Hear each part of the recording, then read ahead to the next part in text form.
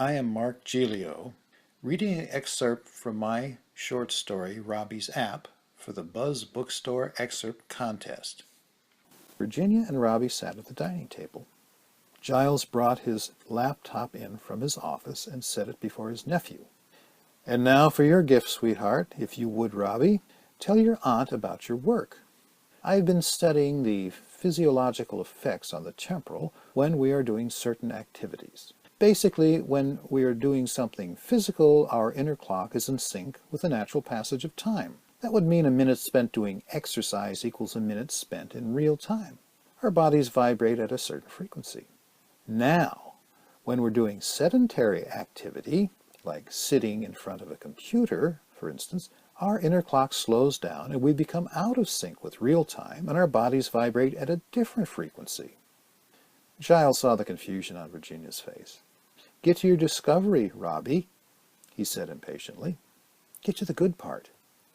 I found I was able to isolate and capture those out-of-sync free radical nanoseconds with a little modification to the computer's camera." "All well and good, just get to the point," Giles said with a forced smile. "I was able to capture little bits of time from other people, and I can transfer that time to you." With his uncle's funding, Robbie created the app and attached it to an invisible virus that circled the world. The app turned on the computer's camera and snatched a few nanoseconds away from each computer user.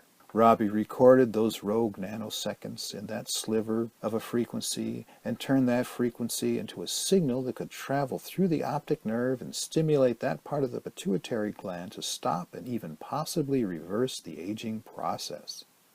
Rob keyed in the code. He smiled at his aunt and uncle. "And now, all you have to do is look in that little lens right in the middle of the frame at the top of the screen."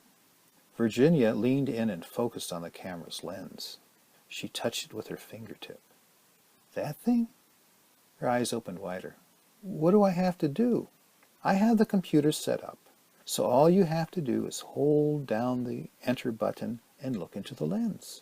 You should feel a little tingle when the ion stream that carries the out-of-sync radical nanoseconds travels through your optic nerve to your brain and attaches to the synapses. Just don't look into the lens for too long at a time." "Like this?" Virginia looked into the tiny camera eye and held the enter key down. She did feel a tingle. "Yes, like that. Now, remember, don't overdo it. No more than 30 seconds a day, okay? You're getting little bits of time from people all over the world." For the next week, Virginia followed Robbie's instructions for using the app. She came to like the tingle when she pushed the enter key. The little cross-hatched wrinkles across her upper and lower lip disappeared.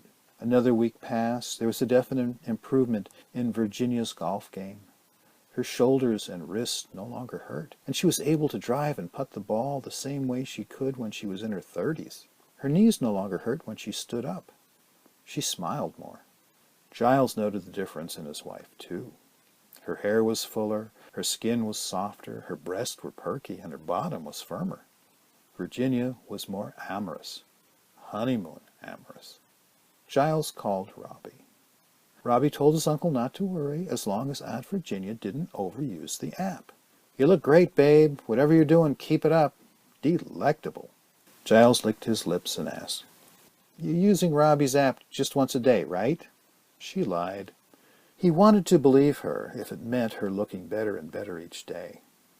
It was 6 weeks to the day after her birthday present. Virginia stood in front of the mirror getting ready for her morning shower.